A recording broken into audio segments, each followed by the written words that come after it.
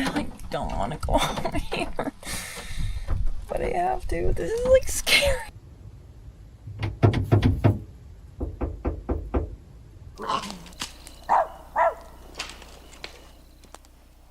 Multiple Bigfoot sightings in the area, and a lot of them have been repeat. Like, they come around a lot. So.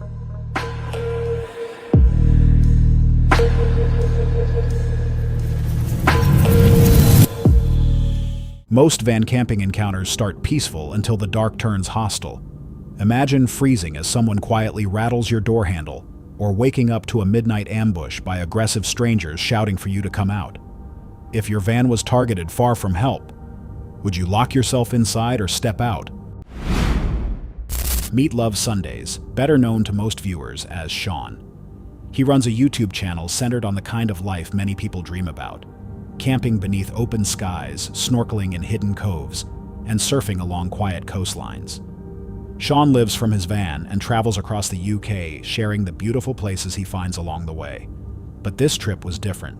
He had driven down to the Cornwall coast for what was supposed to be a simple break. A little surfing, a little snorkeling, and nothing he had not done many times before. What he did not know was that this trip would leave a mark on him, one that would stay with him through every night of van life afterward. Before settling in for the night, Shawn stepped outside the van. He only wanted to check his curtains and see how much light could be seen from outside. Okay, so I'm outside. It's pretty dark, as you can see. Really dark, actually. I'm just going to turn the lights on. If you ask me, that looks pretty dark. Okay, I need to get back in the van before people notice. From where he stood, the van looked dark, quiet, and almost invisible. It even seemed safe. But Shawn may have stayed outside just a little too long, because after he climbed into bed, what happened next changed how he looked at van camping forever. He locked the doors, settled in, and not long after reached for his camera again. This time he was recording something much more disturbing. I just heard something outside.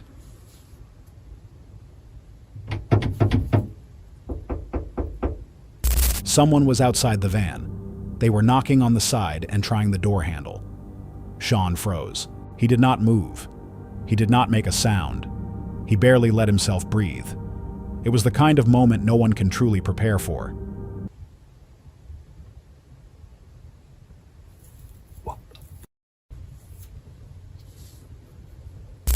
Luckily, whoever was outside seemed to realize the van was not empty and decided not to go any further.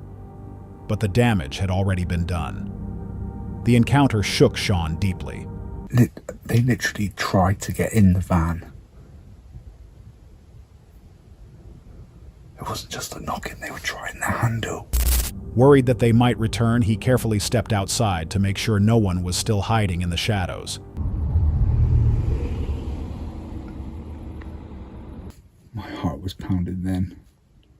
I mean, they were either trying to move me on or trying to break into the van. Either way, not pleasant.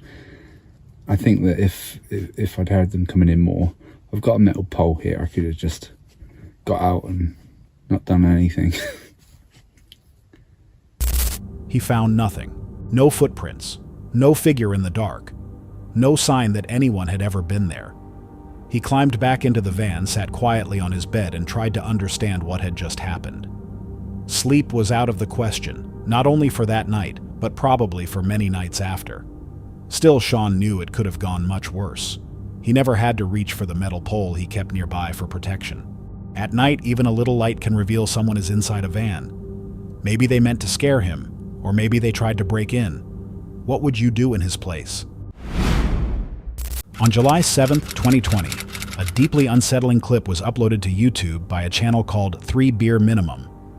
In the video, creator Jason Riley was camping alone on his property in Hardy County. At first, everything seemed completely normal, but that calm feeling disappeared when he noticed something strange nearby. All right, we are on my property, and we have a truck parked down here. It does not belong here.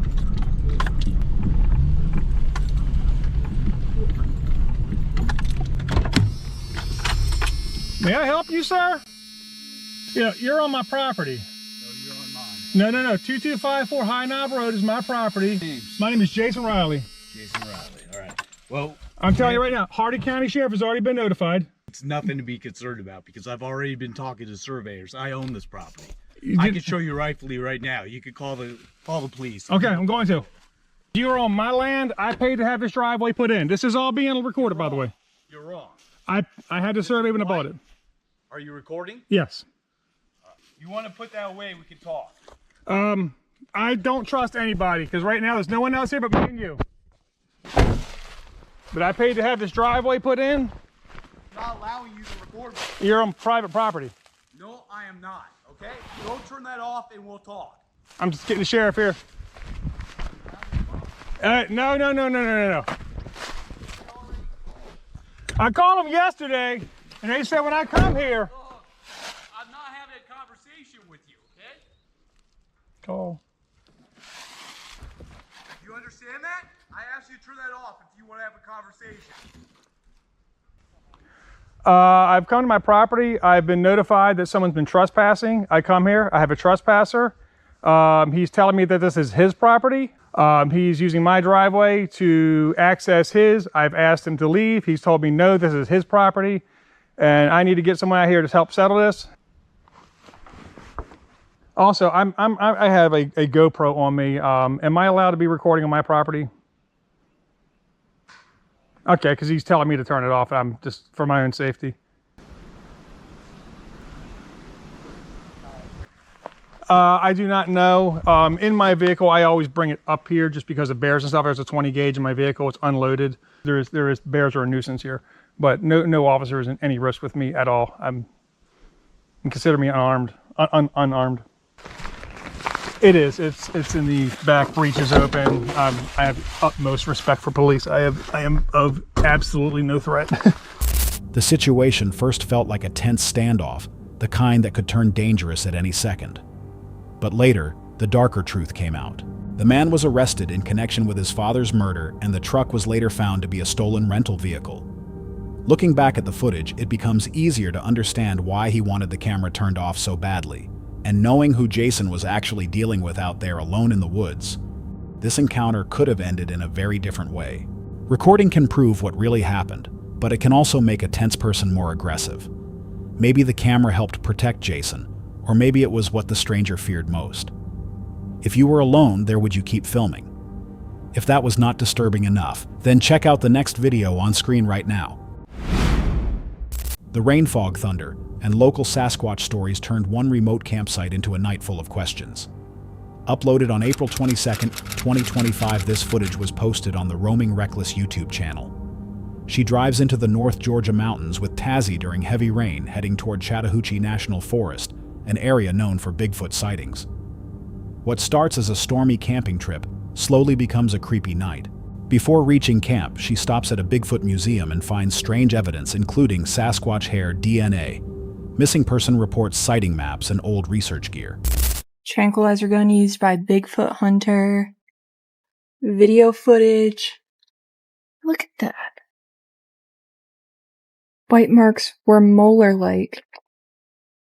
There's a working research laboratory right here.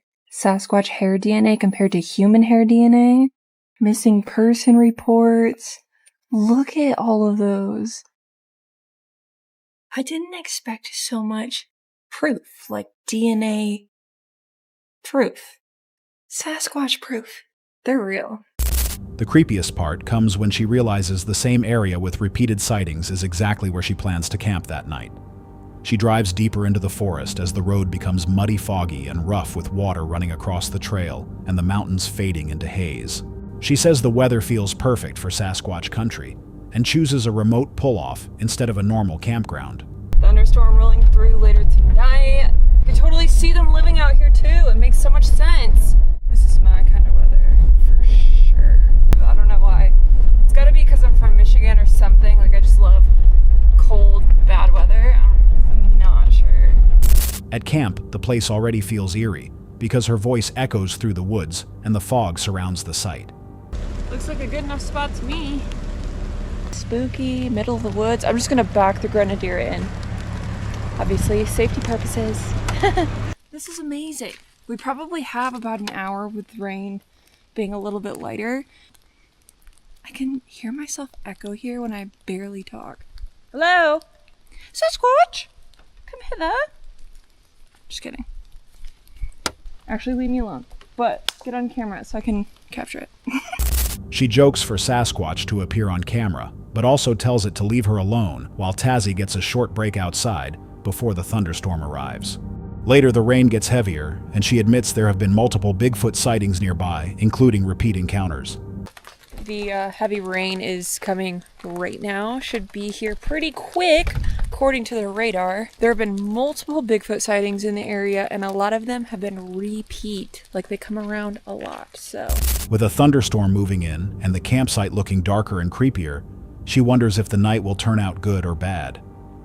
During a short break in the rain, she takes Tazzy outside and immediately feels like she is inside a horror video game. The thick fog, rain, and low visibility make the forest feel terrifying. Oh my gosh, talk about the creepiest campsite ever. I don't want to go home here, but I have to. This is scary.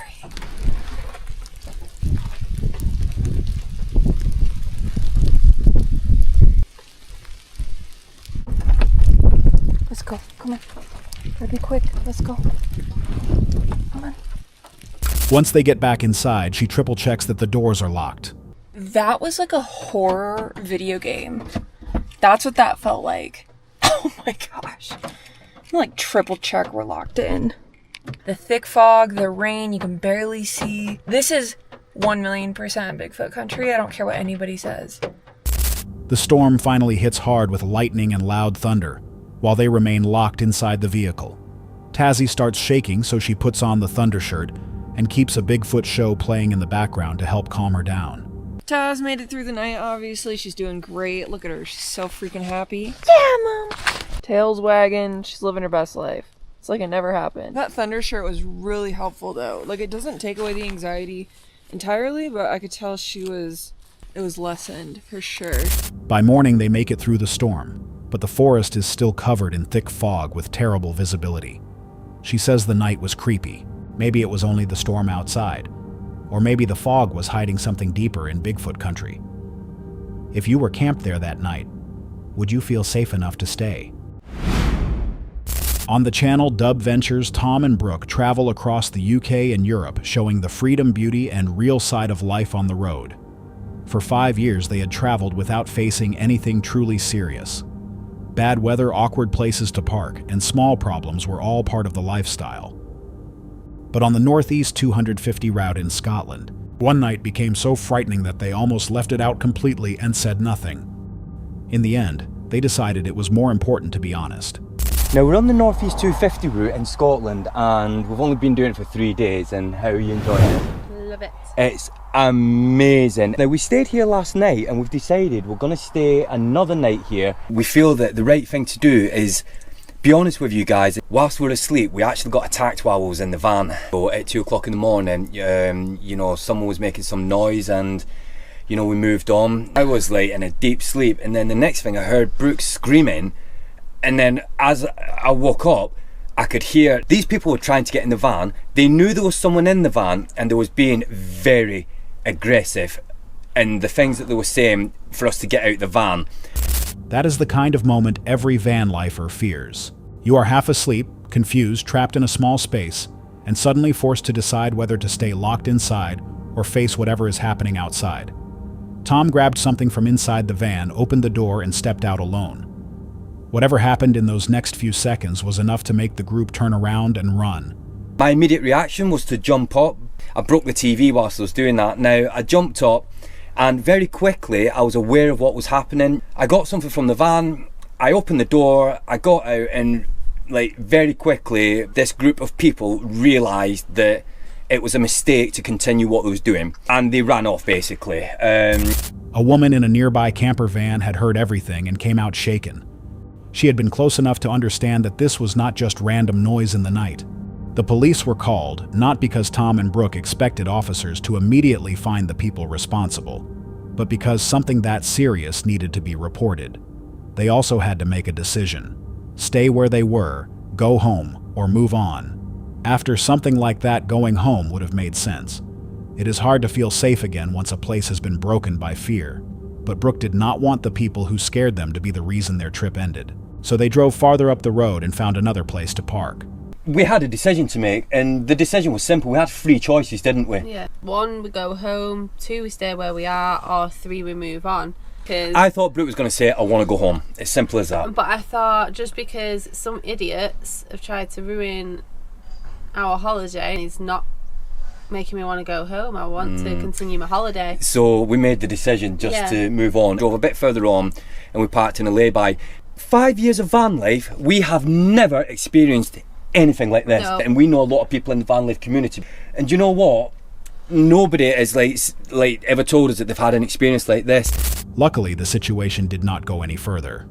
No one was hurt and they were able to continue the trip. But an encounter like that is not something you simply forget the next morning. It changes how you hear every noise at night. It changes how you choose a place to park. It reminds you how isolated you can be when your home is sitting beside a road far from help with strangers outside who already know you are inside. And that is what made this experience so disturbing. Tom and Brooke had spent 5 years on the road without anything like this happening. They knew the van life community. They knew people who had traveled for years. And still, this was the kind of night almost no one expects until it happens to them. If you were in that van, would you stay locked in, call for help, or step out like Tom did? This disturbing van camping encounter comes from the YouTube channel, Work Less, Enjoy Life More. He arrives at a quiet, high desert campsite with his dogs just before sunset. He tries to get everything set up before the cold night settles in. Sun's getting ready to go down, so I say we go ahead and just get camp set up and then get our fire started here soon so we can get dinner going. All right, and I got the dogs all set up. There's Mason boy. How you doing, bud? And there's Marty. Gotta be the center of attention. As the sun goes down, he starts a fire before the desert temperature drops. The scene quickly changes from calm to isolated as darkness moves in, and he realizes how difficult it is to manage camp once visibility fades. Later, he cooks a cowboy ribeye over the fire using hardwood chunks, while trying to get the cast iron hot enough in the middle of the cold desert night.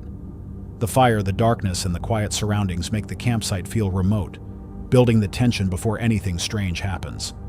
While sitting in the van, he suddenly hears something nearby and stops to listen.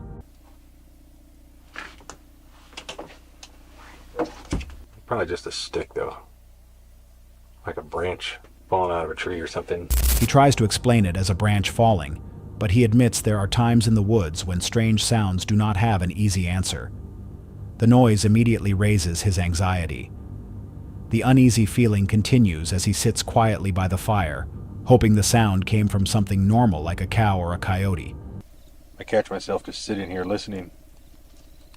Like part of me just wants it to be a cow or a coyote or something. Like I just want to see something that I could know that it was it, just so I can just drop it. Like I'm trying to sit up. The dogs are fighting.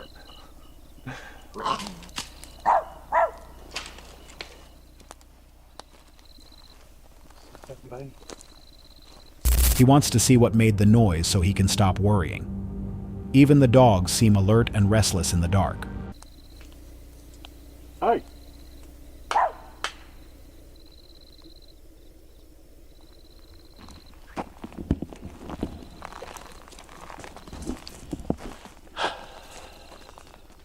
By morning, the tension has passed, and he wakes up after a long, cold night at camp. Dogs can often notice sounds and scents before people do, which is why their reaction can make a quiet campsite feel even more unsettling. What do you think made both him and the dogs stop and listen that night? What would you do if you were alone in your van and 2 strangers pulled up beside you, honked and knocked on your window? Casey Johnston uploaded this video on March 30th, 2025. At the time, she was parked alone in a small, quiet town in southern Utah, traveling in her self-converted camper van with her cat Olive. Good morning, you guys. I hope you're all having a lovely day whenever you're watching this. You're probably thinking to yourself, wow, because usually I would show you guys me making coffee or breakfast here in the van, And that is just not what happened this morning. Olive and I had a fairly unsettling morning, and I'm going to tell you guys about it. The morning felt wrong before she could fully explain why. She woke up earlier than usual, and the van was still in a way that did not feel peaceful.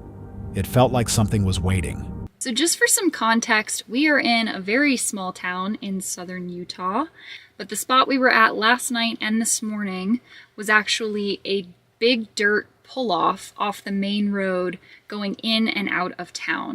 She was parked in a large dirt pull-off just off the main road through town.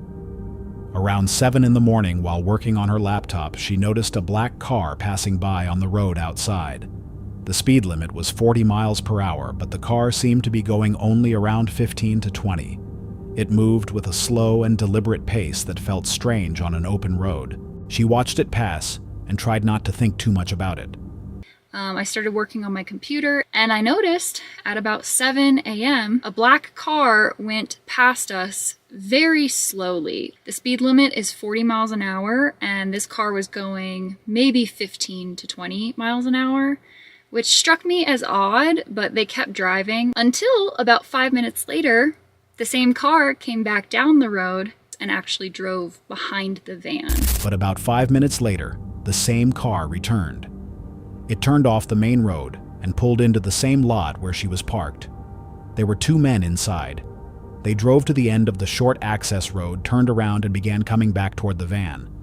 This time, they were moving even slower, almost as if they were studying the situation. There were 2 men in it. One was driving and one was in the passenger seat. That was behind the lot that we were parked in, turned right back around, and then very slowly started coming back down the road towards the van. Trying to watch what they're doing out this driver's side window, I actually moved from up here into the back area because that is where I keep my safety items. Casey moved from the cab area into the back of the van. That was where she kept the things she might need if the situation became unsafe. From the back, she could no longer see the car, but she could still hear it. The engine stopped right beside the driver's side of the van, idling close enough that the sound filled the space around her. Back there, so I lost my visual of them, but I could hear that they pulled their car up and they actually honked their horn at us. Then they honked once. It was sharp and intentional, the kind of honk meant to force a reaction. Casey did not respond. When the horn got no answer, and after I didn't respond to their honk, one of them got out of the car and came up and started knocking on my driver's side window. One of the men got out of the car. Slow footsteps came around to the driver's side window. Then came the knocking. She was alone in a van in a quiet town with empty desert roads surrounding the area, while 2 strangers stood outside her window waiting for a response. She gave them nothing, which I also ignored. And just to clarify, this was not a police car. These were just 2 dudes in a car. So a couple minutes after I ignored the knocking, they finally left. After a while, the knocking stopped. They got back into the car and pulled back onto the main road. So the last thing I wanted to do was immediately try to leave town, drive out into the middle of nowhere, and have them follow me. The same car comes back down the road and pulls off on a street just up the road from us. Casey started searching for a safer place to go, but the town sat near long, open desert roads, and the last thing she wanted was to drive into the middle of nowhere and see that same car following behind her. Then 30 to 45 minutes later, the black car came back. This time, it parked up the street and just sat there. Oh, these guys are up the street and now they're just watching you. About 3 minutes away to a local breakfast joint. I didn't see them follow me, and I haven't seen them in the hour that I've been sat here now. Casey finally made her move. She drove to a local breakfast spot about 3 minutes away. It was somewhere with people, open windows, and enough visibility to make certain behavior much harder to hide. The tension that had been building in her chest all morning finally had a chance to ease because she was no longer alone. If you were alone in that van, would you stay hidden, drive away, or head straight to a public place? Chelsea Maxine runs a travel and survival vlogging channel focused on solo adventures that feel raw, honest, and first person. She does not avoid showing the uncomfortable side of traveling alone, including the uncertainty, the isolation, and the moments when something feels wrong before you can explain why. This particular video captures one of those nights. It was November 18th, 2021, somewhere on a remote rural road in the United States. The sun was going down, the roads were becoming empty, and Chelsea was still driving. Actually, I saw a sign, and this is why I got off on this exit to get gas. I saw a sign that said campground. I did think of it as a nice place to sleep tonight. It's safe, secure for our first night. As evening closed in and the countryside around her became darker and more spread out, Chelsea briefly stopped for gas and thought about finding a campground for the night. She wanted somewhere with other people nearby, somewhere that felt safer and less exposed. She locked her doors, steadied herself, and kept driving. The road ahead was long and mostly unlit, and the farther she went, the more the silence seemed to settle around her. I just pulled into this church really quick.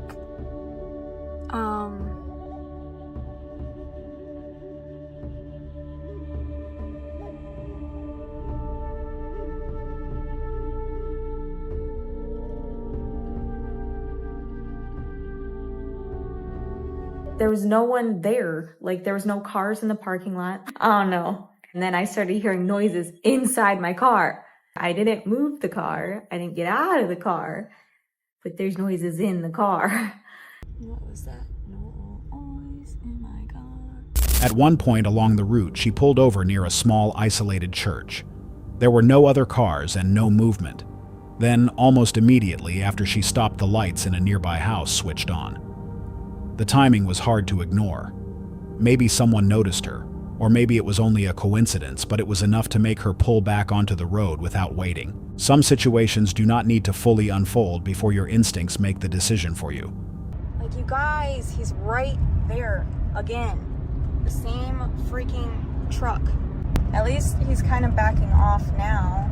I don't know. He's still really close, but he was just on my butt. And I don't like that he was pulled over.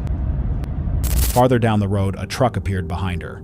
It was close, too close, riding right behind her on a narrow, dark stretch with no one else around. She tried pulling over to let it pass, but the truck slowed when she slowed. The tension that had been quietly building all night suddenly became much more immediate. Traveling alone after dark on an empty road is already uncomfortable. But having someone stay that close behind you with no clear reason and no sign of backing off feels completely different.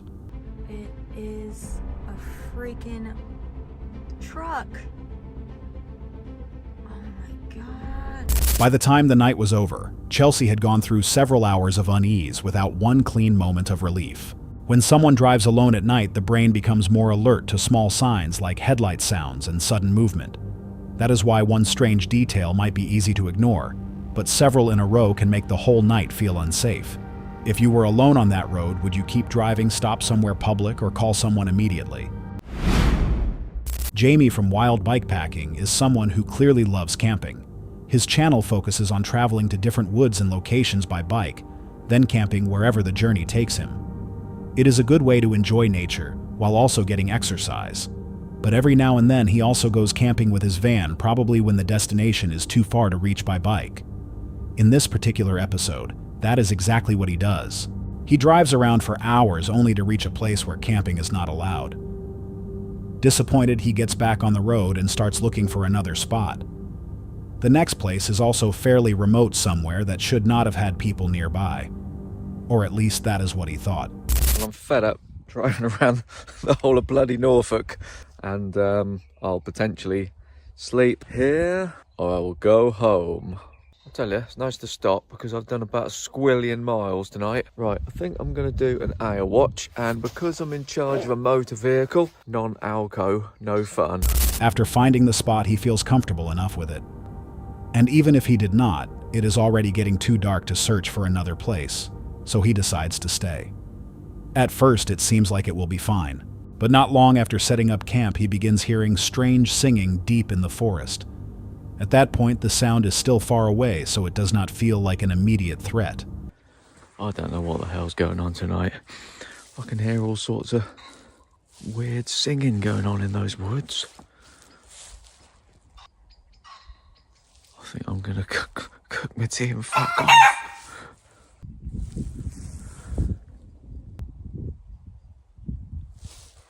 As night falls, he starts cooking food and also thinks about walking out to explore for a while. He is curious about the strange singing coming from the woods, but slowly begins to change his mind.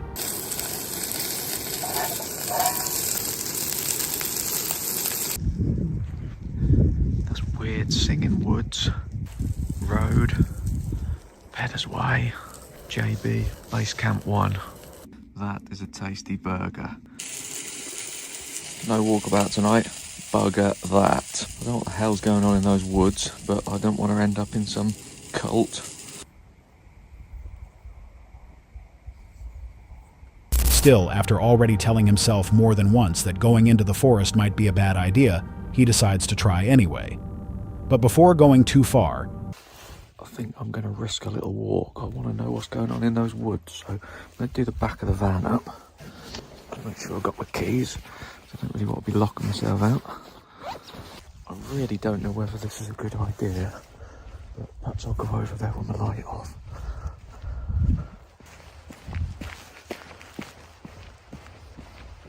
I've had a second thought. I don't know whether I really want to know what's going on in there. I think I'll go back to the van. It's bloody weird here, I tell you. Oh, bloody freezing. he seems to remember his own warning and turns back. That was probably the right choice. He returns to the van and sets up his sleeping mat inside, but stays awake a little longer to drink hot tea and warm himself because it is freezing outside. Luckily, staying awake turns out to be the best decision.